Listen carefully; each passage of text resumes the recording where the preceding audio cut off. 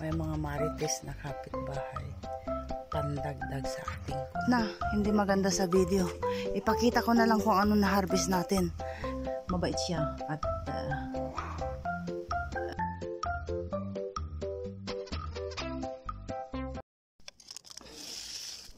hindi ko mahawakan ang camera, isang kamay lang. Tanggalin natin ang mga talbos. Ayan. So yun na nga ang kakapal nga nila. Bali, isang linggo kaming nasa syudad at bumalik nga kami dahil nga sa engagement party na dinaluhan natin nung isang araw. At ako'y nag-iipon ulit. Iuwi po natin sa syudad. Fresh na fresh. Ang sarap mamitas. Nawiwili ako. Kamote, meron ding kamote dyan.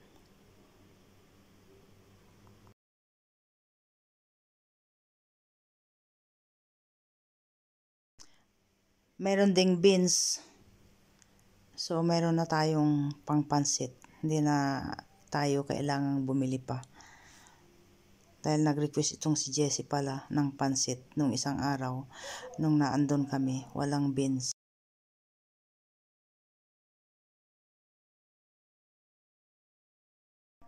Gabi na, madilim na. Iniwan ko yung ating na harvest doon. Ayun. Bukas ituloy natin.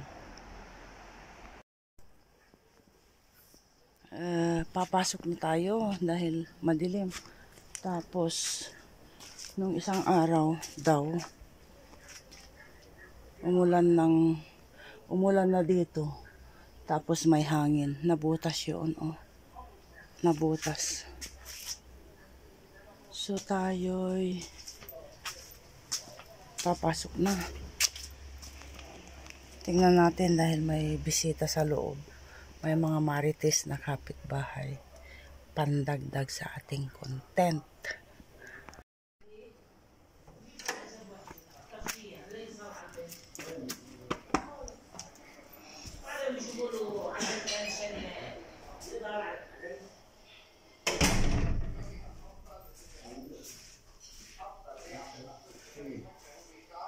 Ano? This is the haida. Ano jihad rah jihad. Okay.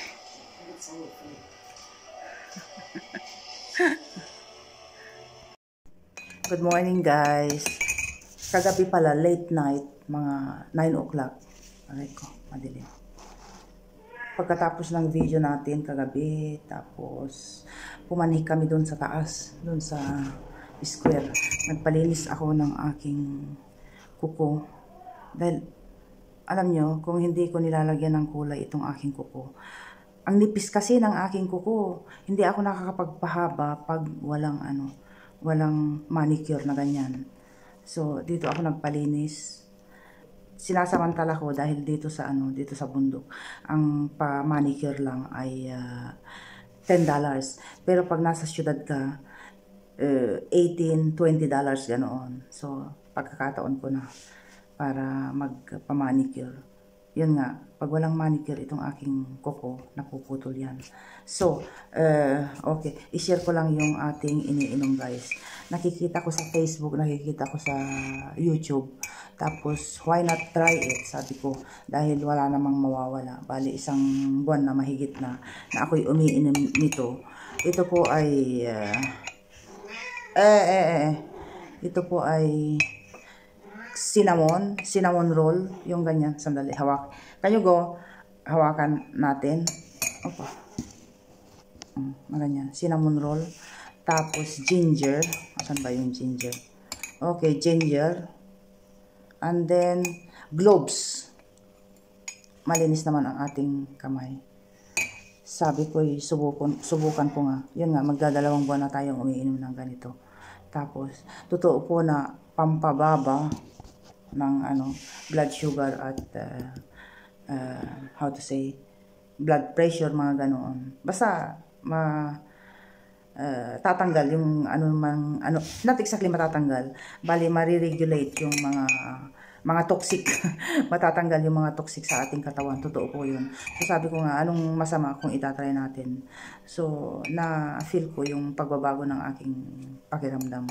And at the same time, bumaba po yung ating blood sugar. Totoo po yun. Meron po akong machine na every other day ako nagtitest ng ating blood sugar. May pagbabago at saka yung katawan ko lagi para lalo na yung itong tiyan ko bloated, tapos yung pakiramdam ko parang palaging hindi wala akong gana na walang pero ito basta maganda ang nararamdaman kong pagbabago mula nung ininom ko ito. Anyways, so yun, share ko lang dahil umiinom po tayo nito today. Inom po tayo. Tapos without sugar without sugar. Tapos kuminsan nilalagyan ko ng lemon. Lemon. Matigas yung lemon hindi may lemon ako diyan. Sandali. Okay. Lemon ako diyan.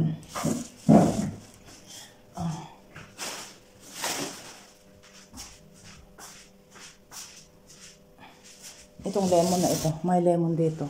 Na sabi ko ng Tapos mamaya nga pala, punta tayo doon sa garden, tapos i-harvest natin yung mga gulay-gulay doon, tapos marami na ring na hinog na kamatis para may iuwi tayo sa syudad. Inom po tayo. Wag na lang yung lemon. Sometimes nilalagyan ko, sometimes hindi.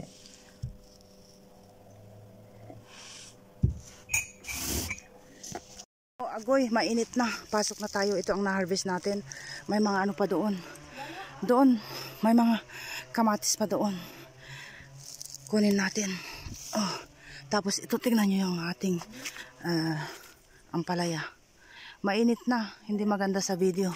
Ipakita ko na lang kung ano na-harvest natin. Pasok na tayo off. Pinawisan tayo.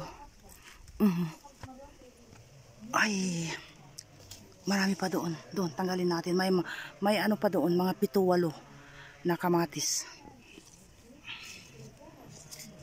Tapos nawala yung ating kuryente. Walang kuryente. This is Lebanon. Sandali, ipakita ko yung ating na-harvest. Ang dami.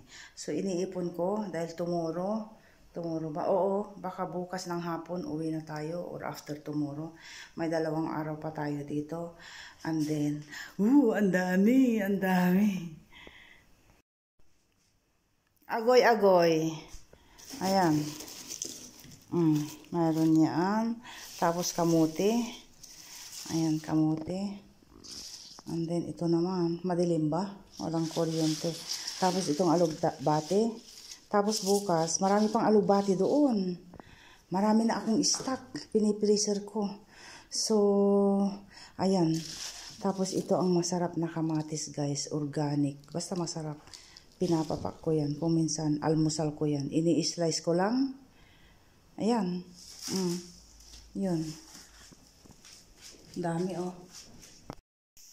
ayan, nahugasan ko na siya. Marami din siya, Marami. Agoy, wala pang kuryente. Okay. Maikwento ko lang, guys. Pandagdag sa ating content. At the same time, nag-iisip ako ng lulutuin. Naisip ko lang i-share sa inyo.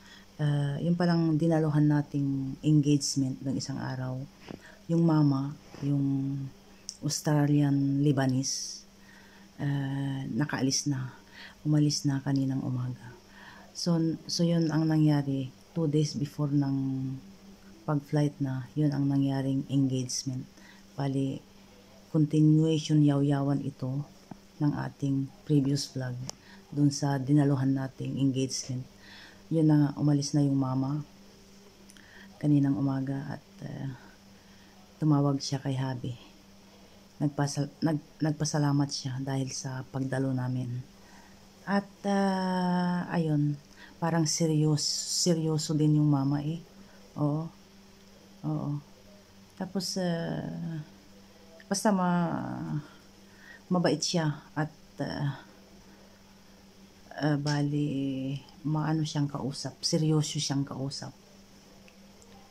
At nagpaalam pa kani-kanina lang, nagpaalam siya kay Habi na 11 o'clock daw yung flight niya. So, ayun, na-share ko lang. Okay, bye-bye na po. See you again sa susunod na vlog.